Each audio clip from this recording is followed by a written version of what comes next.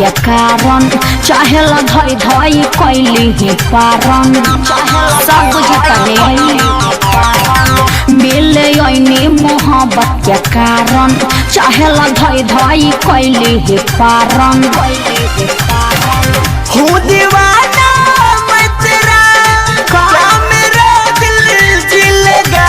अच्छा हूँ दीवाना मैं तेरा क्या मेरा दिल जिलेगा। क्या मेरा दिल जिलेगा। है परमिशन देख लो बट नहीं मिलेगा क्या समझा। है परमिशन देख लो बट नहीं मिलेगा। हम नहीं जाना हम का करें।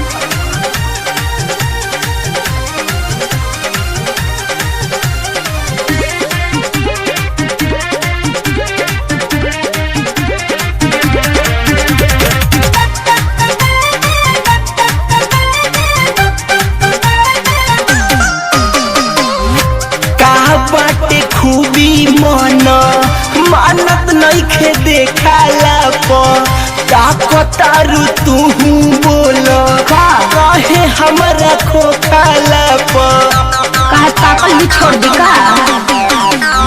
महाराजी मेरी मैं कुछ भी देखूंगी तन धन मेरा मैं तुमको क्यों दूंगी।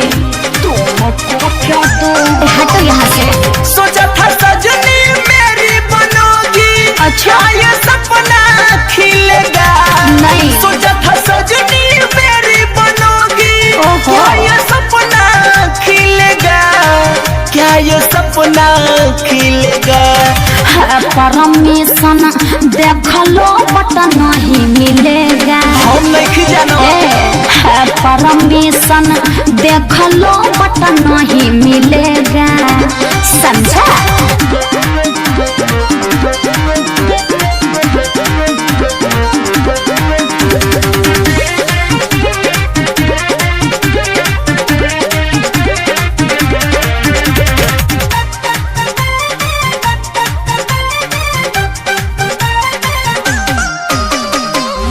नैन का जरारी का नियम चल गोइल ए हो करे जा होई करे जावे में हल गोइल।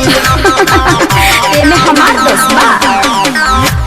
मैं क्या करूं इसमें गलती तुम्हारा पीछे पड़े हो क्यों परदीप प्यारा परेशान क्यों करते हो।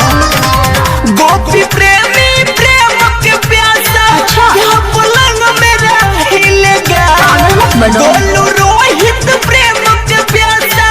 क्या पलंग मेरा हिलेगा। क्या पलंग मेरा हिलेगा।